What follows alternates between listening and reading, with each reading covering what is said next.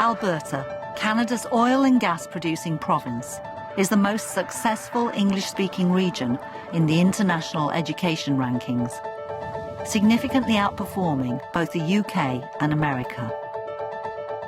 Education Secretary Michael Gove claims it's because of Alberta's culture of autonomy for heads and choice for parents.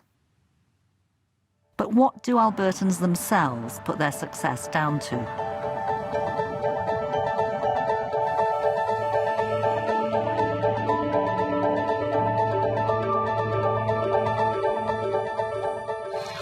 Alberta, like all Canadian provinces, is responsible for its own education system, controlling funding, the curriculum, assessment and accountability. The province is divided into 62 separate school districts, one of the largest of which is Edmonton. Today, Edmonton Public School Board is announcing its annual results. Though there's been a small blip at diploma level, there's a refreshing openness. Now, we saw mixed results for the diploma exams. Students demonstrated strong results in the science-based subjects and French language arts, but we acknowledge they did not do as well in math, social studies, or English. What sorts of things do you think need to be done to fix this problem? Thank you very much. We're not sure what we need to be doing. And we're going to build on what we heard the minister talk about. So the first part of our plan is to get a focus group of our English 30-1 teachers, bring them in, work through the exam responses with them, find out where it is that we need to be providing additional professional development or additional resources to support them. So that's the first step of our plan. In Alberta, children are tested in the core subjects, but their core subjects are maths, science, English and social studies, which includes geography and history. And in Edmonton, students are tested in reading and writing every year. Administration of Edmonton Public has information that's coming to them every single year on how students are doing. That, to me, is a very important innovation, because what often happens and what I often hear about is that in other jurisdictions where you only have the 3, 6, and 9 being tested, teachers try to avoid 3, 6, and 9 because they feel the pressure, and they don't want to try to be involved in teaching in that area. Well, when you have assessment going on every single year, then that kind of pressure, if you like, is being distributed throughout the entire system. Superintendent Schmidt will be taking a look at the results to determine how we can help more students achieve the acceptable standard and the standard of excellence on their diploma exams. There's a strong culture of collective responsibility and targeted support for students and teachers. It's bound up with the belief that the underlying causes of educational success and failure have to be explained, so the public can understand what's really going on in their schools. And there's accountability at all levels. The longer students are with us in the long term, we see that they actually do better and better year over year. And just over 3 years ago, we had a decline in our results, bordering on significant declines. And that was when the Ministry of Education formally requested, the Provincial Ministry of Education formally requested some very specific information about what our plans are to address that particular drop. Kids are writing now in the school setting. We talked extensively with principals, with teachers about what was going on, and people really came together to say, okay, let's take a serious look at this. In 1993, Alberta introduced its own teacher quality standard, a benchmark which sets out the standard which all teachers are expected to maintain and is a vital link in its accountability framework. It wasn't developed by government and passed down. It was developed by the education community. People sat around tables, many tables, and talked about what they thought was important in terms of what qualities a good teacher should possess and be able to demonstrate in their practice. That's how we arrived at that teaching quality standard. The policy in terms of how it's used was arrived at in the same way. People sat down and talked about how this would be used in the province. They talked about the fact that a teacher has professional autonomy and responsibility, and that should be respected. They talked about the role that the employer would have or the supervisor would have. They talked about the role that government should have. Those agreements were arrived at collegially and collaboratively, and then they were unfolded and implemented inside of the province. If an individual cannot demonstrate those competencies, then at that point, an application would come to me to say that, or to the Alberta Teachers Association, if it's depending on the category of school within which you are in Alberta, a request for that individual then to lose their certificate. And so then that matter would be adjudicated. So I guess the differentiation was just their approach to the task, and how they chose to represent it. Alberta's provincial government lays down the curriculum content and teaching standards across the region, but each local district employs its own principals and teachers, and through its superintendent, influences the culture and priorities of its schools. Yeah, that's the next school that we'll be going to. Well, I think Edmonton had done a tremendous job of building confidence in the parents of Edmonton that we were a good school system. We shut down or stopped the creation of charter schools because people didn't feel they needed them. And I think we put a big dent into private education because I'd say the three biggest private schools in this area of the world shut down and asked to join us instead. Yeah, this is Nigel's class. A key moment in Alberta's successful transformation was Angus McBeath's promotion to superintendent. And then Tante Rose said, if I had When I became superintendent, I tried to build on the decentralization culture, the school choice, and alternative program culture. Does it matter that she's Jewish or not? Does it fit with the story? And I tried to lay on the culture of laser-like focus on teaching and learning. And I believe a lot of that exists today. Let's go. Period one. Alberta prides itself on the professionalism of its workforce. Teachers are contracted to the district and can request a move or be moved to any school in the district. And in Edmonton, it's a buyer's market. Okay, people, the bells went. You're late. Let's go. To get a continuous contract here takes 3 years. I'm still not continuous. In September, I could be completely out of a job next year. I don't know. So they wait 3 years for you? What happens is you get a temporary contract, and then you have to be recommended by the principal for a continuous contract. And 90 degrees. So there's been some teachers that will be on a probationary year for 7 years. And in that case, it's just either you haven't been lucky like me, or you haven't been in the right place at the right time, or I still haven't quite figured it out yet. Or maybe that's their way of basically... It might be their way, until you're good enough at the job. Yeah, I totally agree. Totally agree with that. I just didn't want to say it. It's like your leg kicking back. Think about reflexes gross. If I stood here and went like this, how many degrees did I just turn? 360. We all know that, right? Your principal is looking, what else can you bring to the school environment other than just your teaching ability? So right now, I coach volleyball. Like our practice tonight will go till 5:30. It's a quiet expectation. Not everybody does it. But I tell you, the ones that do it are noticed. Angus McBeath's laser-like focus on teaching and learning is now central to Edmonton's district culture. Principals, deputies and middle managers all receive regular training in how to personally help teachers improve their teaching.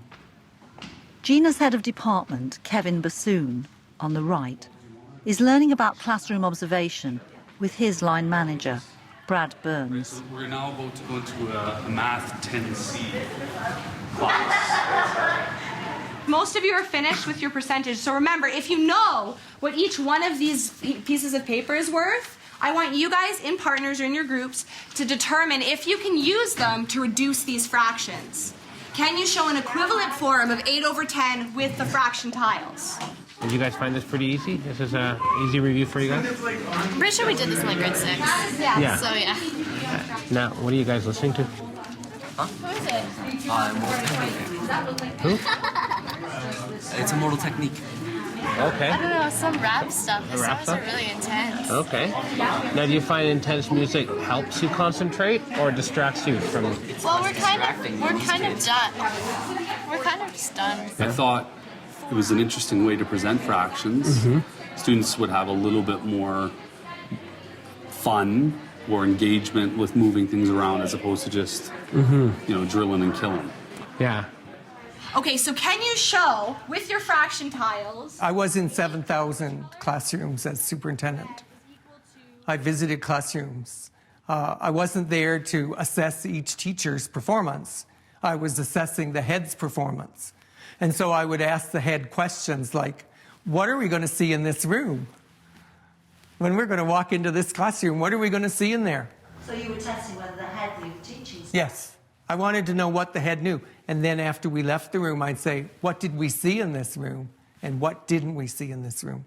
And what are you going to do now to work with this teacher? So I was out inspecting the quality of the heads in terms of their work in supporting teaching and learning. So I was in 7,000 rooms. And I did have the data with me, the achievement data for each school and each classroom. And so if I thought the principal was dragging their heels or was, not making the effort I thought the children deserved, then I put the heat on them without apology. With the view to I needed to turn up the heat and they needed to get moving. There seemed to be a lot of demonstration of understanding through disengagement, though it required a lot of prep. At what point do you scrap that and move on because your students are understanding? So move it forward. Yeah. As opposed to staying with it because you spent time prepping it. Yeah, marrying a lesson, so to speak. Yeah. So again, that would be my question for her. And that's one thing with this Math 10 combined curriculum, is where it used to be streamed in two different, now they're all in one class. Yeah, you're going to have... and that differentiation is huge to bring everybody to that level of understanding that's required. So that's what I really noticed in her class is being in the combined class, how vastly different the students were learning within the same room. And some of the challenges to that. And so I'd be looking to Alicia for some clear strategies to keep that gap from widening. We wanted to improve achievement for Edmonton. I said for all 82,000 kids. Well, Angus, when are you going to stop pushing us? I said, I'll tell you when. When the parents of kids come to my office and say, my kid reads too well, will you quit it? I said, when parents come and demand that their children do poorer in school, I will quit it. But guess what? I said, I haven't had one parent in my room, in my office yet, and they're welcome, telling me to back off. In Alberta, there's no streaming or setting until students are 16. Right. If you compare a 2-year-old with a 14-year-old, right, obviously... Elementary and junior high schools all insist on mixed ability teaching, which is why high-quality differentiation is crucial. Mitosis. I have had maybe 50 countries come and visit with me to learn about Alberta. When we sit down and we talk, we find that inevitably those particular countries are streaming students at a very young age. Grade 4, grade 5. Subtracting. Line up the decimal. Line up your decimal, absolutely. Line up your decimal. You guys adding and subtracting and follow it. That's one of the features that we have found in those countries where their performance surprised them. No, shocked them. Because they didn't expect it to come out as low as it was, that they had streaming at a very young age, and therefore many students were not being challenged to a sufficient degree as they were moving through the system and culminating with grade 9 as the PISA year. Some teachers would have wished we'd streamed, particularly teachers in what we call junior high schools, which are children, around grade 7, 8, and 9. Some teachers would wish we would stream there, and there would be some elementary teachers that wish we would stream. We have resisted the pressure on us to stream. And in high school, we would resist any more pressure to stream because I think we stream enough. When Gina couldn't get a teaching job in Edmonton, she taught in England for 3 years, rising to deputy head of maths at a secondary school in Suffolk. Number 4, check again. Question number 4 is I know way because up. it's bigger, because it's bigger. I always went with the smaller numbers. I've got to go with the bigger numbers. Okay, you need to go. Do you know which ones you did then? Yeah. Okay. I didn't do anything after school in England. When we got together, it was in order to relax. It was in order to, okay, that's over. Thank goodness that was a really hard lesson. Have a cup of tea or go down to the pub and have a pint. Or, you know, we celebrated Christmas together as a department. You know, we would have the schools and then we would have our department. So if we measure the guy in between here, let's measure that angle. How do you do that? Whereas here, when we get together, it is more to work collaboratively. So last night, Alicia and I, after our volleyball practice, sat around for an extra half an hour talking about fractions, which is an odd thing to do, I think. You don't sit around with your friends and talk fractions, whereas in England, we would go and talk about our family or where did you go on the weekend, and when you say socially, that's exactly what it was. 28, perfect. Okay, so we know, let's write 28 on the inside, good. Now if it was 360 all the way around, but I didn't want this section, what would I do with it? Cut it out. Yes, exactly, you would cut it out. Now what do you mean by cutting it out? Oh, would I take away like 28 from 360? Perfect. In England, there was not a ton of, well, how are you going to teach this lesson? We did that in department meetings, absolutely, but it's not something that I would text message my department head and say, hey, what do you think about this? Whereas I would do that to Kevin now. No. Communication, constant communication. I will be sitting in my room while my students are writing an exam, emailing to Kevin in the next door saying, okay, well, what did you do for this? Not quite 180. If I went all the way around, what would it be? 360. You're so smart. So take 360 and then subtract out. What do you want to have as many people collaborate, tell you, inform you, help you, provide resources, and then you do the same for them. 145. Excellent. Once you get bored of it, somebody will take your place, and you know that. Neff rushed into the courtyard. Another key factor is the school curriculum. What's all this? Neff snapped. The same body is responsible for the curriculum, exams, and textbook procurement. Each are interlinked, and yet again, collaboration with teachers is central to all three processes. Drew a picture of the tile squares he had made. We have a really strong curriculum that is research-based and has input from teachers. The second thing is that we have resources that are built to support the teaching and learning around those outcomes. The one with 4 on each side had 16 tiles. We have provincial exams that align with that same curriculum. They're not written about outcomes that come from anywhere else or that somebody thought was a neat question. They're blueprinted right back to that curriculum, and they're making people accountable. Those results mean a lot. They're in the public domain. Parents know how schools are doing. They make us accountable. Downstairs in the principal's office, they may not like to tell you this, and I might get in trouble for telling you this as well, but they're looking at my results. They're looking at my results after my first unit exam, after a midterm, all the way up until they have to write their final exam or their diploma course, and then they're looking at it after. How many A's did I have? How many B's did I have? How many people succeeded, and so on and so forth. And that goes per semester, 2 or 3 times, and I don't know what it is. It depends if you're in the limelight or not. But it's something that we're all accountable for. Okay, why is this person failing? What can you do to make sure that this person is not failing anymore? And a failing here is a 50%. It is a really tight system, and all the cogs work together.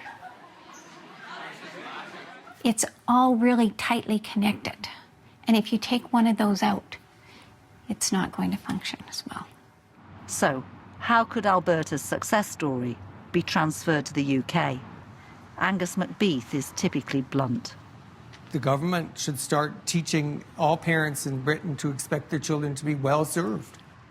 They should look at their working class results and say those aren't good enough and admit it. You know, you have to have urgency. You have to have a brutal honesty around how badly you're doing. I know governments don't like to tell people how bad it is. So I think the only way you can change Britain is to start embarrassing people with the ugly truth. The ugly truth is the poorest are getting screwed. And guess what? The taxes are raised for all children, not just the rich. The taxes are raised for all kids, not just the middle class.